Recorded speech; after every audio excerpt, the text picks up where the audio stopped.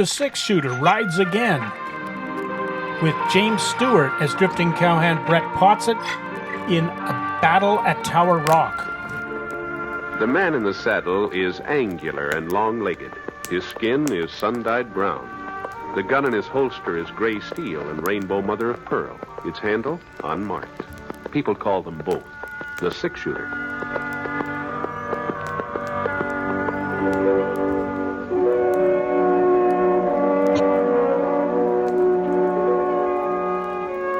James Stewart as the Six-Shooter, a transcribed series of radio dramas based on the life of Britt Ponset, the Texas plainsman who wandered through the Western Territories, leaving behind a trail of still-remembered legends.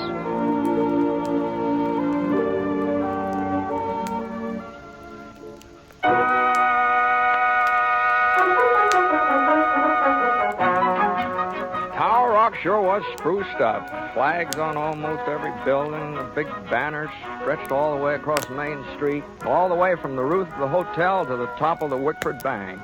Franklin County Fair, that's what it said. Prizes, rodeo, free barbecue, Saturday, August 20th, come one, come all. Well, tomorrow would be the 20th. I'd come to town a day earlier and be sure of getting a room. Good thing I did, too. Only one left was on the second floor. The livery stable side of the hotel at that. I put my clean shirt in the dresser drawer and headed downstairs. The clock in the lobby said 3:15. Well, that meant I had time to sort of give Tower Rock the once-over before supper. Thought maybe I'd wander over and see how Kermit and Rome were getting along. But just as I was crossing the street, I saw Rome come out of the front door. Rome! Hey! Hey, Rome! Oh, Britt. Well. Finally decided to put in an appearance, huh? How are you? I'm fine, Rome. Fine. I was just on my way over to see you.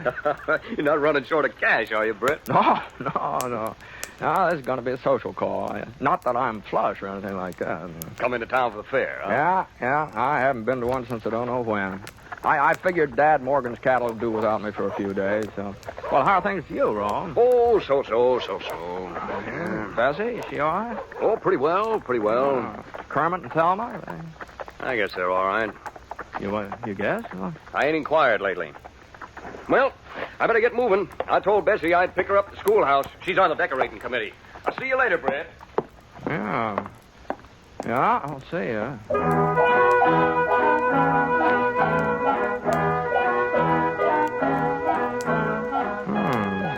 I sure couldn't figure out what was the matter with Rome. The way he froze up when I mentioned Kermit. Right? They'd always been more like kin than in-laws. Folks said it sure was lucky for the Wickford girls to marry two fellows who got along so well, especially after Jess Wickford died and left the bank to both his daughters 50-50. Kermit and Rome had turned into first-class bankers, too. The Wickford Bank probably is worth about twice as much now than it was when Jess had run it. Well, hello, Britt. Where'd you come from? Oh, Kermit. Oh, I was just thinking about you. About me? Yeah, well, I ran into Rome a minute ago. I suppose he was shooting off his mouth again. What? Well, no. Well, just don't believe everything you hear, Britt. There's two sides to every story. Remember that. Sure, Kermit. Well, I got to be running along. Thelma was at the schoolhouse waiting for me to fetch her home. Well, you could have saved yourself a trip. Huh? Well, that's where Rome was heading to get Bessie. He could have picked her up, Thelma, at the same time. Well, you don't think they'd ride in the same buggy, do you? Huh? Well, I'll probably see you at the fair tomorrow. So long. Yeah, sure. So long.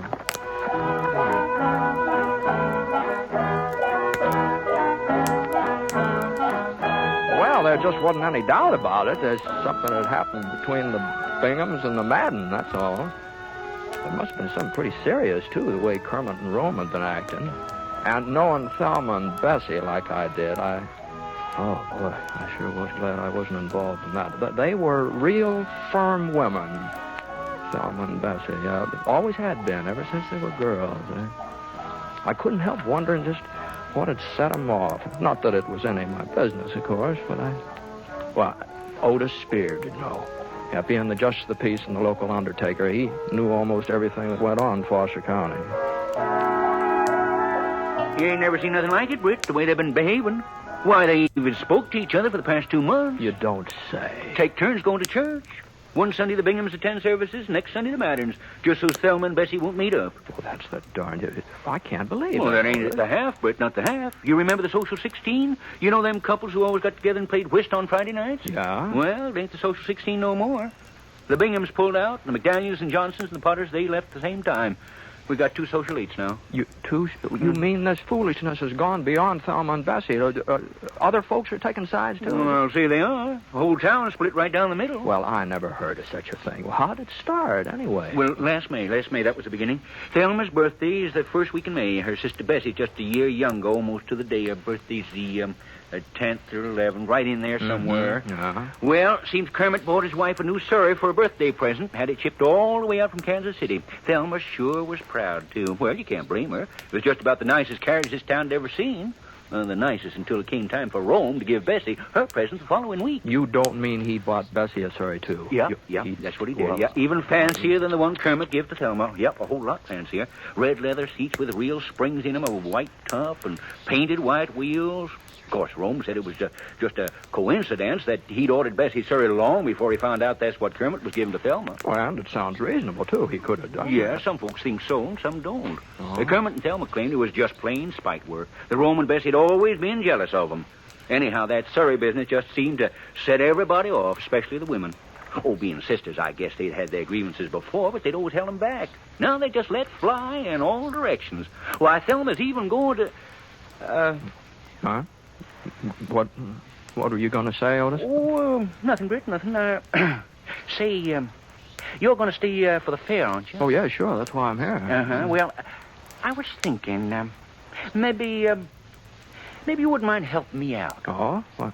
You see, I'm general chairman of the whole doings, and I got almost everything set except some of the judging. Oh, well, I'm not much of an authority, but I guess I can tell a cow from a horse. Oh, no. We're all fixed up in that department, but the baked goods and preserves and pickles, well, I just haven't been able to find the right person to hand out the blue ribbons there. Oh, well, I don't know anything about cooking, Otis. Well, you know about tasting, don't you? Oh, yeah. Well, that's what you got to do, Britt. Sample whatever they put in front of you and say which one tastes the best. Oh, no, wait a minute. I'll tell you Otis. what, I'll just put you down for preserves. I'll get somebody else to take over the rest of the stuff. No, but... Well, nobody's I got a gonna- meeting of the barbecue committee over at the general store. Yeah, but... You'll be at the schoolhouse 9 o'clock in the morning. That's Yep. when the judge is supposed to start. But where... Otis, what...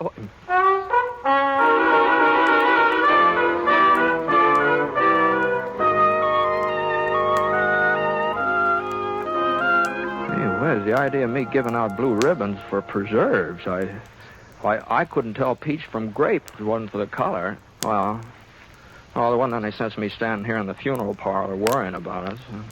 So I went back to the hotel to fix up for supper. Yeah? Who is it? Bessie Madden, Britt. Well, just a second.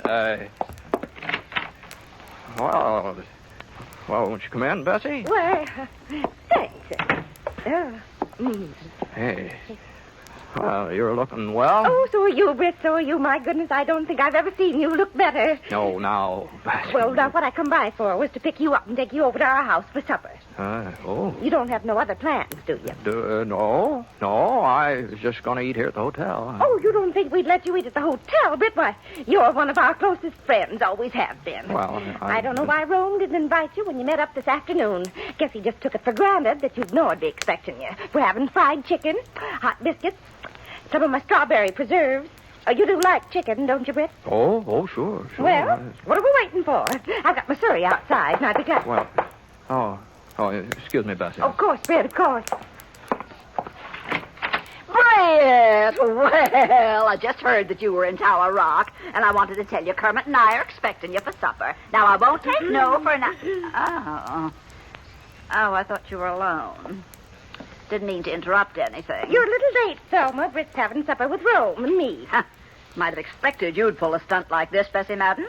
Trying to bribe him, huh? Bribe ladies. And I suppose you didn't ask him to supper yourself? This is one time you can't lie out of it, Thelma. I heard you with my own voice. There's no reason I shouldn't ask him. Britt's a friend of mine. A friend of yours?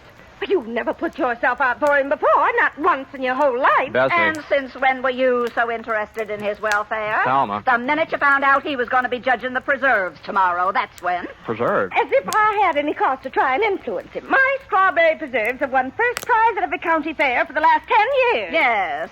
But I've never entered against you before. I let you win. But this time it's going to be different. You're just making a fool of yourself, Thelma. You couldn't cook up a strawberry preserve if your life depended on it. Huh? I've got Mama's recipe, too, and don't you forget it. Now, hold and on. all here, I boy. have Now, to hold do on. is- Now, just hold on here now. Now, I want to get this straight. Now, both of you have entered your strawberry preserves in the fair tomorrow. I've entered my preserves. I can't speak for her. No, mine will be there, too. Don't you worry about that. And I'm supposed to judge between them. Is that it? Otis Spears said you'd agreed to do it. That's right. Well, Britt. Just wait till I get my hands on Otis Spears.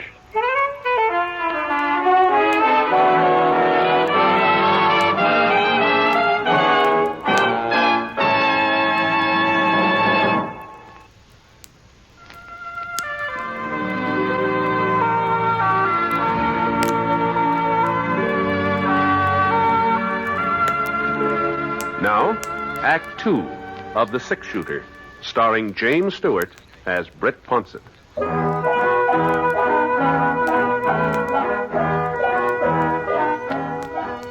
Well, I told Thelma and Bessie that I couldn't have supper with either one of them. As a matter of fact, I kind of plain lost my appetite, I guess. It did take me a while to get rid of them, though. They both of them kept lagging behind, wanting to get the last word in. But finally they went home. Well, Otis Spears wasn't at the funeral parlor, so I went over to Widow Berkeley's boarding house where he lived and waited for him. It was after 9 o'clock before he showed up. Miss Berkeley had already gone to bed, and I heard the front door open, and I saw him head for the hall steps. Just hold on, Otis. Huh? Oh, Britt. Well, what are you doing here? I just wanted you to know that I won't be judging any preserves tomorrow. What? You heard me, Otis. But Britt, you promised you'd do it. I didn't promise any such kind of a thing. And I don't appreciate your trying to get me in the middle of this feud between Thelma Bingham and Bessie Madden either. Oh, you found out, huh? I sure did. Well, they were over to see me, both of them. Oh, I never heard such a hen squabble in my whole life. Well, I told you this thing between them was serious. Well, there were a few things you didn't tell me, like the fact that they're both entering strawberry preserves at the doings tomorrow. Well, now, Britt, you don't understand it. I understand, all right. You didn't want to tackle the job of judging those preserves yourself, so you shifted on me. I understand, all right. I couldn't judge him, Britt. Don't you see? Whichever way I was to choose, I'd make enemies of half the folks in town. My burying business would drop off 50%. Now, Otis. Yeah, not but that you're much. an impartial judge, Britt. You ain't taking no sides on this fracas yet. And what's more, I don't intend to either. Well, of course, that's the way you feel. If you want Thelma and Bessie to go on feuding, and you won't do nothing to stop it. Well, I sure don't see how my judging their preserves would have anything to do with ending their fight. It's this way, Britt. You're the six-shooter. Everybody in Tower Rock likes you and respects you, and they all know you ain't got no axe to grind in this affair, so whatever decision you handed down, they'd have to accept it. Both Thelma and Bessie. Oh, maybe they would, maybe they wouldn't. Oh, they would, all right. Now, what I'm getting at is this, Britt. Folks have forgotten about the two Surreys by now. The argument's going way past that. And these here preserves have just about become the crux of the matter.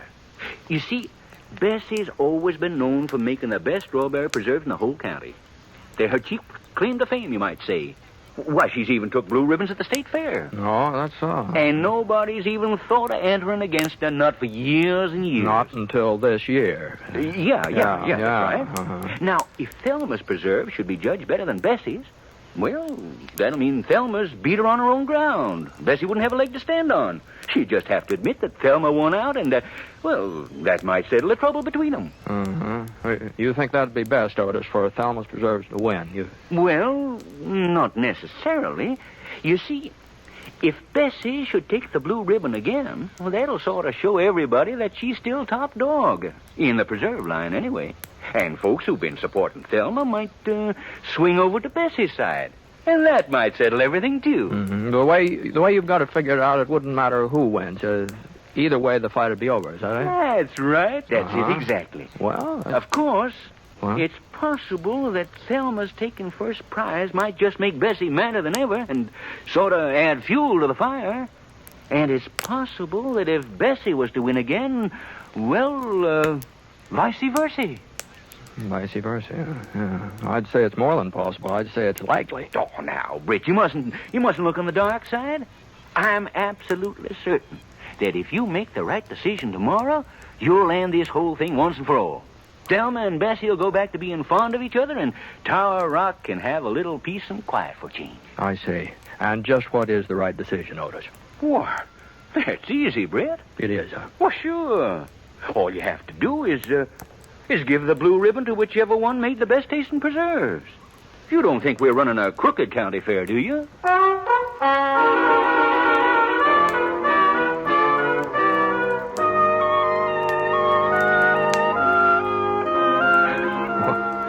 Well, sir, I never saw a fellow like Otis Spears.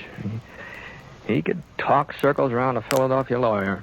Well, finally, I saw that if I was going to get any sleep at all that night, I'd just have to give in. But I made up my mind to one thing. I wasn't going to have Thelma or Bessie turning on me, either one of them. I was going to say that their preserves tasted exactly the same and call it a tie. And that way there wouldn't be any harm done, and I'd be leaving things just the way I found them. Of course, I didn't tell Otis what I was planning to do or anything. I just promised that I'd meet him at the schoolhouse in the morning. Good. I knew you'd come around, Britt. When you saw how much I needed you, I knew you couldn't let me down. Well, Otis... I'll walk you to the door. Never mind. I'm on my way out. Night. Night, Britt. See you tomorrow. Yeah. Oh, say... Uh-huh. There was one thing I forgot to tell you. It sort of slipped my mind. Oh, what's that?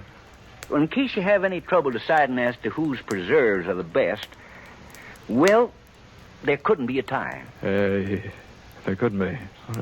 Why not? Oh, you could call it a tie, but that would still mean that Thelma had won. How's that? But don't you see, Britt? If Thelma's strawberry preserves are just as good as Bessie's, well, folks would think that Thelma had been letting her sister win all these years by not contesting with her before. No, a tie would be the same as giving the prize to Thelma. You do see that, don't you? Yes. Sure. Oh, well, so long. So long, Britt. And may the best woman win.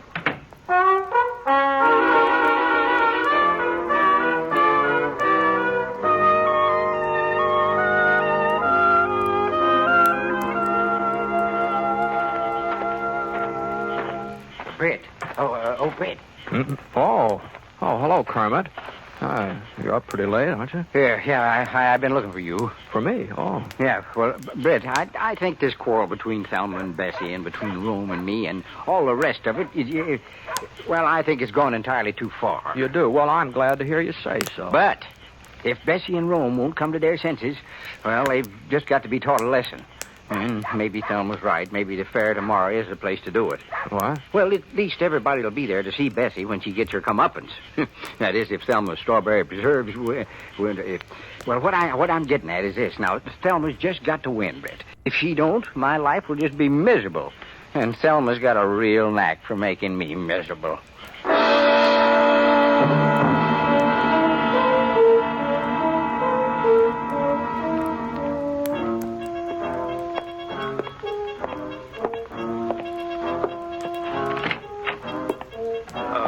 Hello, Britt. Hello, Rome. Hope you don't mind my waiting here in your room, but I just had to see you. Bessie sent me.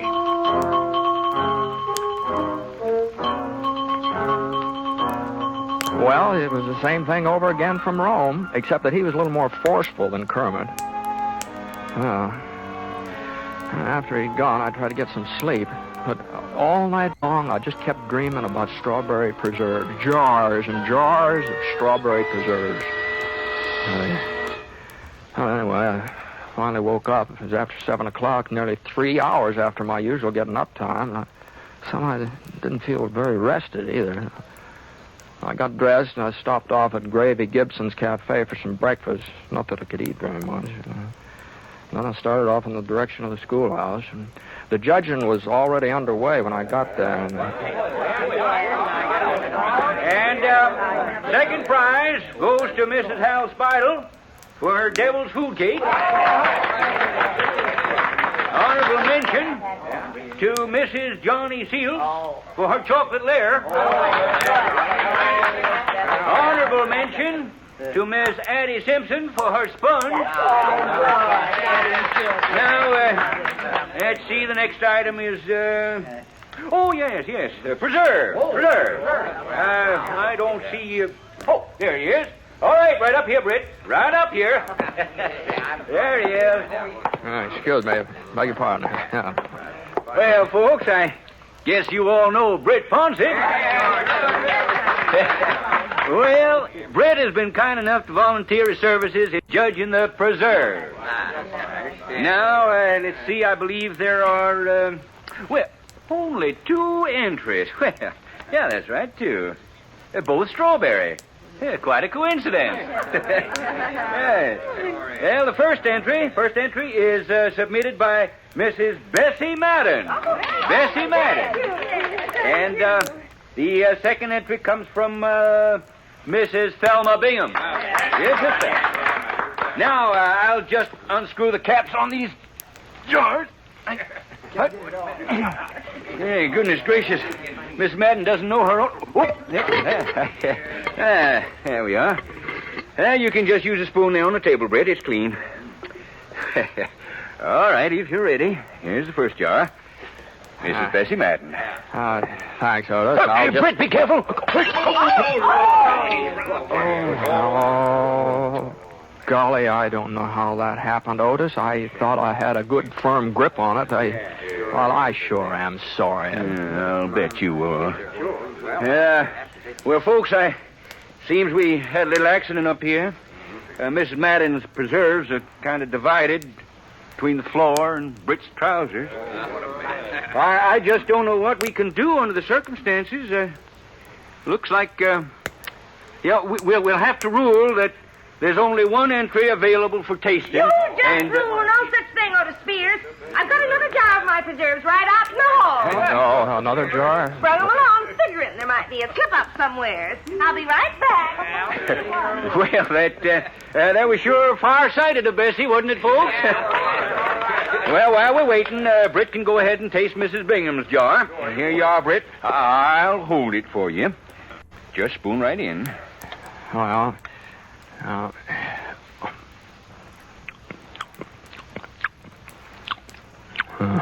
Here now. And I'd appreciate it if you'd see that nothing happens to this one, Otis. Don't worry, Bessie. Don't you worry. There. That one come off a little easier. All right, Britt. These are Mrs. Madden's. Go right ahead.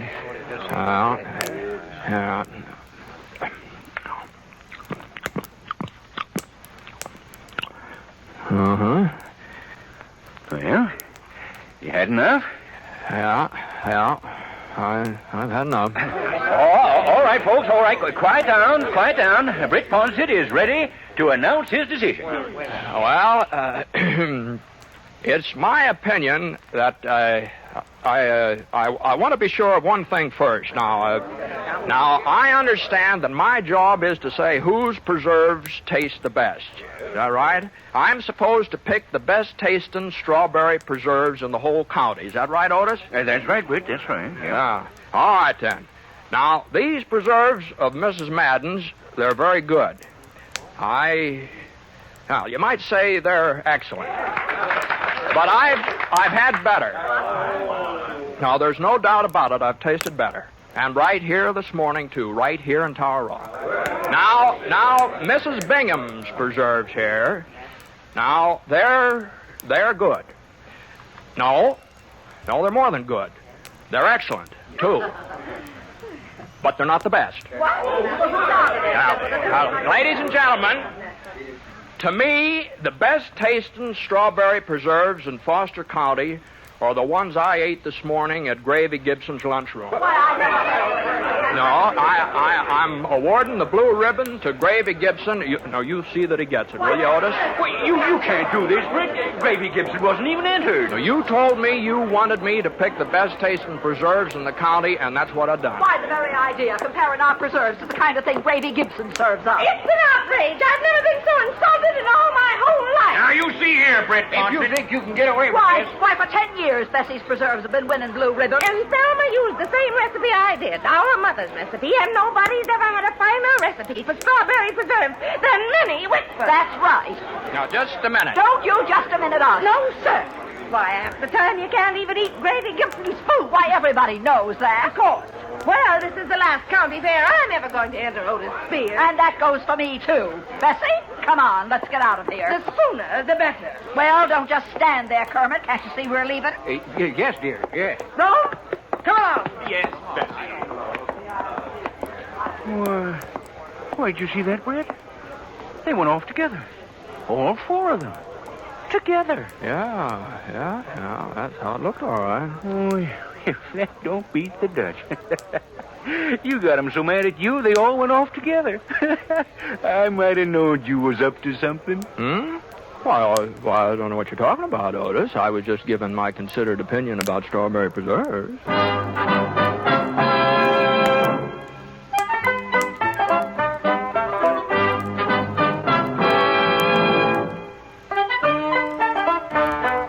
You know, the funny thing about it was it's true what I said. The preserves I'd had in my breakfast toast over Gravy Gibson's did taste better than Thelma's or Bessie's. Of course, the fact of the matter was, I really couldn't taste their preserves at all. I just burned the daylights out of my tongue drinking Gravy's coffee. Oh, couldn't taste a thing afterwards. Boy, that was miserable coffee if I ever... The Gravy sure is a terrible cook. We hope you enjoyed this episode of The Six Shooter on PastCast Studios. Make sure to subscribe so that you don't miss a single episode.